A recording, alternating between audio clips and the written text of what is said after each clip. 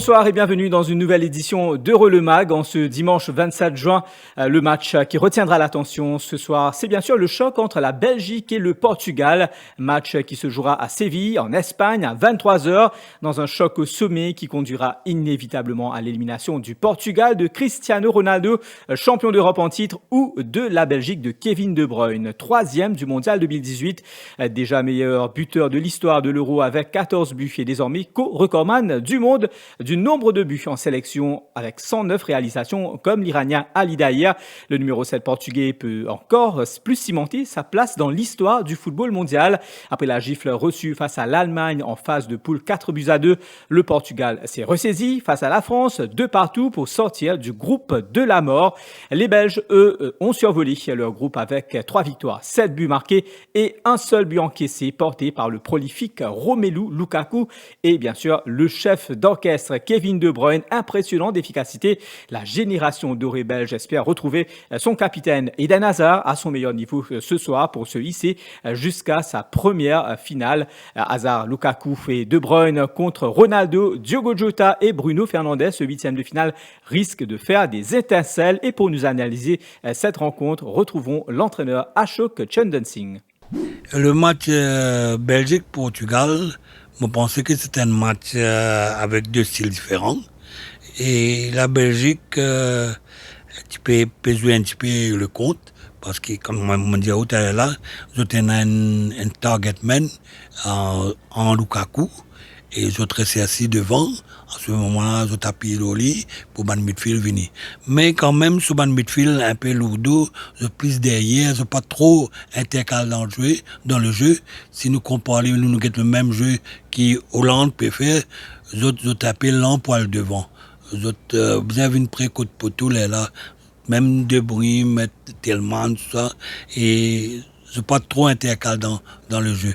Je tenais un ailier qui s'appelle Carrasco, c'est un très bon dribbleur, mais il peut venir vieux et je n'ai pas pensé qu'il est à la même vitesse qu'avant. Portugal, il y en a un jeu attrayant, il y en a Ronaldo et Conso, je tenais un football plus d'attaque, avec plus en équipe, en plus d'en profondeur. Voilà, et que Diogo Jota, c'est un joueur qui a de l'avant et que je me pensais que je peinais un joueur de compte, mais je un joueur d'attaque qui est aussi bon. Mais comme athlétiquement, je pensais que Belgique est un plus grand athlète et le Portugal est un grand athlète. Voilà quelque chose qui peut arriver. Quand je pensais que Belgique est capable de gagner, c'est surtout sur la force physique et la tenue du match. Sinon, je vous rappelle que nous avons déjà nos deux premiers qualifiés pour les quarts de finale. Hier, le Danemark a écrasé le Pays de Galles de Gareth Bale 4-0 avec un doublé de l'attaquant de Lille, Kasper Dolberg. Qualification également de l'Italie après sa victoire sur le fil, 2-1 sur l'Autriche.